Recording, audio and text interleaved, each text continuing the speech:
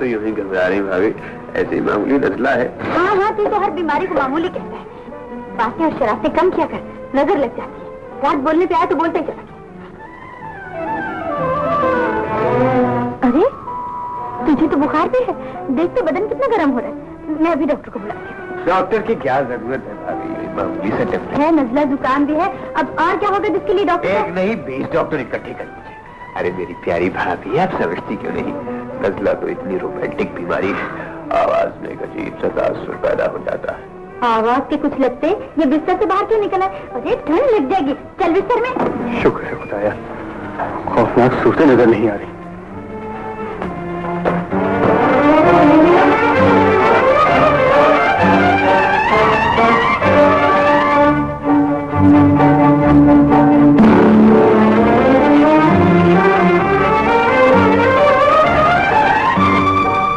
मेरा कमरा और ये चीजें, मुंशी जी, ये किन बेहुदा बदसूरत लोगों को।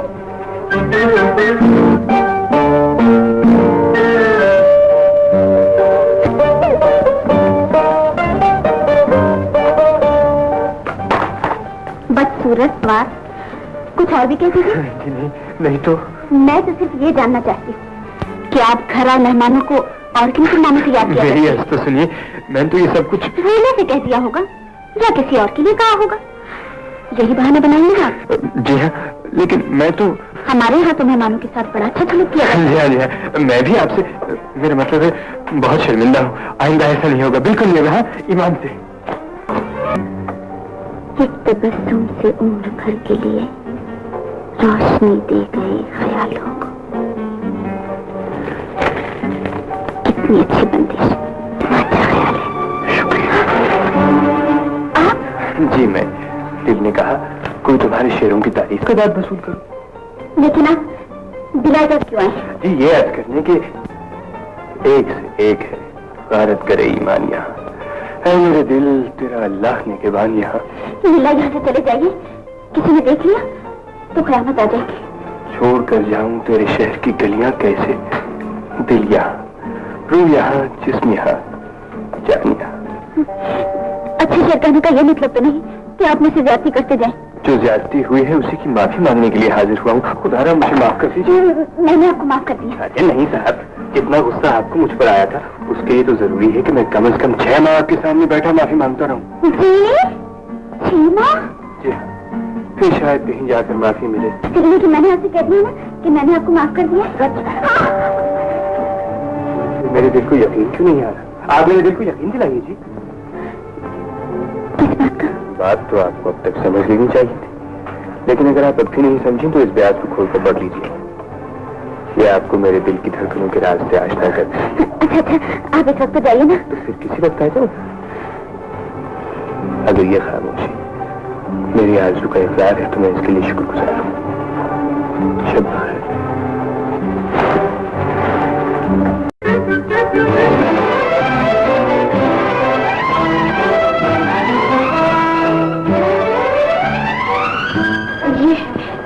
ये आज आपको क्या हो गया है सरताज?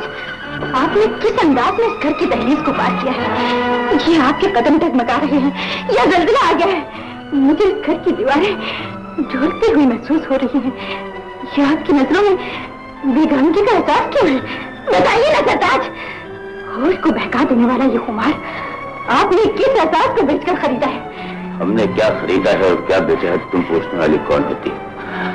जिंदगी भी हमारी अपनी है और दौलत भी हमारी अपनी है। मैं दौलत की नहीं, इज्जत की बात करती हूँ, इसलिए कि इस घर की इज्जत सिर्फ आपके दम से कायम है।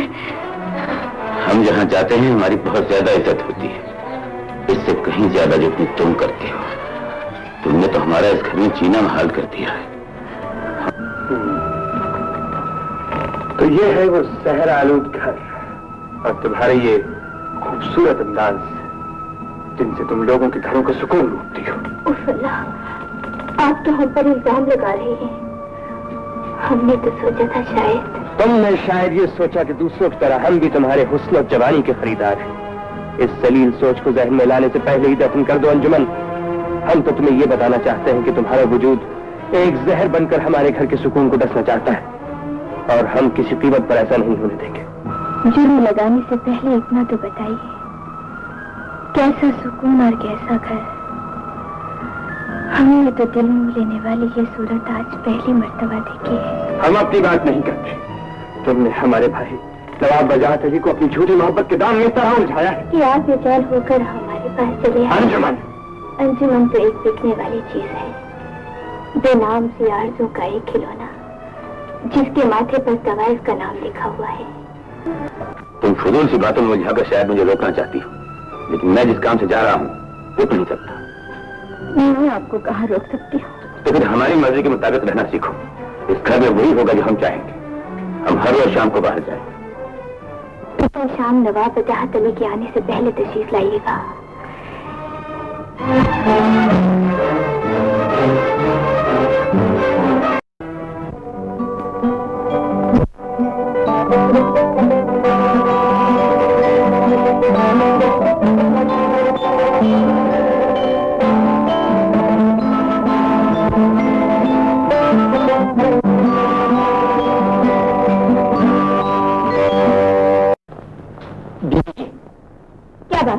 नवाब वजाहत अली तशरीफ लाए।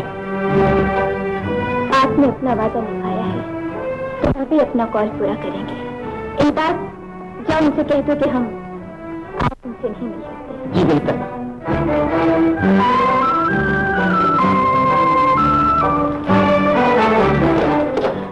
ये बात तो हमेशा के लिए होना चाहिए था। हमेशा आने का इकरार कर लीजिए, हमेशा के लिए इनकार हो जाएगा। जिंदगी तो खुद एक बहुत बड़ा फरेब है अंजुमन, जो हर मोड़ पर हसीना आरज़ुओं का लिबास और कसरत उन्हीं को लूटती है जो खुद लुटना चाहते हैं। अब हम लूट ही चुके हैं तो इसे अपनी जीत नहीं, हमारी बेबसी समझो। अगर ये सब कुछ फरेब भी है तो इतना हसीन है कि इसके सहारे पूरी जिंदगी गुजारी जा सकती है। जिंदगी नहीं खेल कहो, वो सौदा कहो जिसमें तुम्हारे होठों पर नाचने वाली मुस्कुराहट की कीमत हमारी भाभी के आंसू भी थे और हमारी आंसुओं भी। हमने अपनी आंसुओं को कुचलकर किसी के आंसुओं की आग को बुझाने की कोशिश की है। तुम हंसती रहो, आंसुएं सुलगती रहे। नवाब वजाहत अली मिलना चाहते हैं बीबी जी। उनको बिठाओ। अंजुमन, हमने तुम्हारे दामन में मुंह मांगे दाम डाल दिए हैं, अब तुम्हें। मुझे अपना वादा याद है, लेकिन इस दिली बेताब की ढारस के लिए कि आप यहाँ आते रहेंगे। कसम खाइए उसकी जो आपको सबसे प्यारा है। ये तुम क्या कह रही हो अंजुमन? एक बार आपको पा लिया है तो अब खोना मेरे बस में नहीं। अपनी कसम इसलिए नहीं देती कि इस काबिल नहीं हो। आप उसकी कसम खाइए जिसके सुकून के लिए यहाँ आए थे।